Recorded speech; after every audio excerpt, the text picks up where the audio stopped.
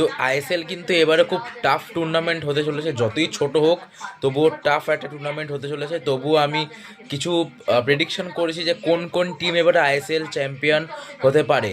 চারটে team, first East Bengal, second Mohun Bagan, third Bengaluru FC and fourth FC Goa.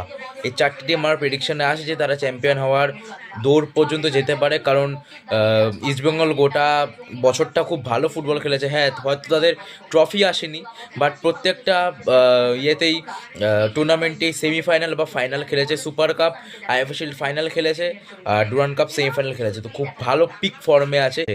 Second Mohun Bagan, আমরা তো সবাই জানি মোহনবাগান আইএসএল রাজত্ব করা একটা টিম। আগের বছর লিগ শিল্ড, লিগ কাপ দুটোই উইনার হয়েছে। তার আগের বছর লিগ শিল্ড উইনার হয়েছে এবং তার আগের বছর লিগ কাপ উইনার্স হয়েছে। তো আইএসএলের রাজত্ব করে আসা টিম মোহনবাগান। তো এখান থেকে আর একটা বিদেশি প্লেয়ারও এখনও ছেড়ে যায়নি, এটা বড় প্লাস পয়েন্ট। তো এটার জন্যই মোহনবাগানকে এগিয়ে রাখছি, সেকেন্ডে রাখছি।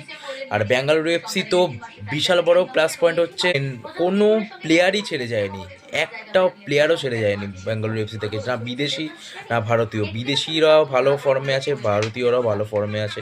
তো সেটার জন্য বেঙ্গালুরু এফসিকে থার্ডে রেখেছি। আর আইএসএলে তারা খুব ভালো পারফর্ম করে, 1 থেকে 5-এর মধ্যে থাকে, টপ 5-এ থাকে। আর এফসি গোয়াকে আমি ছোটো চান্স রেখেছি, কারণ আইএসএলে তারা যথেষ্ট ভালো খেলে, সেটা বড় কথা বলছি না। কারণ এফসি গোয়া দুটো প্লেয়ার রিজাইন নিয়েছে, একটা প্লেয়ার তো আমার আপাতত মনে পড়ছে না, আর আরেকটা প্লেয়ার হচ্ছে তিরি, কিন্তু রিজাইন নিয়েছে।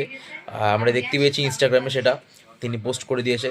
তো এই চারটে ক্লাব তো চ্যাম্পিয়ন হবে, যে এই চারটের মধ্যে যে কোনো একটা ক্লাবই চ্যাম্পিয়ন হবে। তো এটা মিলিয়ে রাখুন, এক ড্যাম শিওর এই চারটের মধ্যে যে কোনো একজনই চ্যাম্পিয়ন হবে। তো এটা সবাইকে শেয়ার করে দিও, টাটা।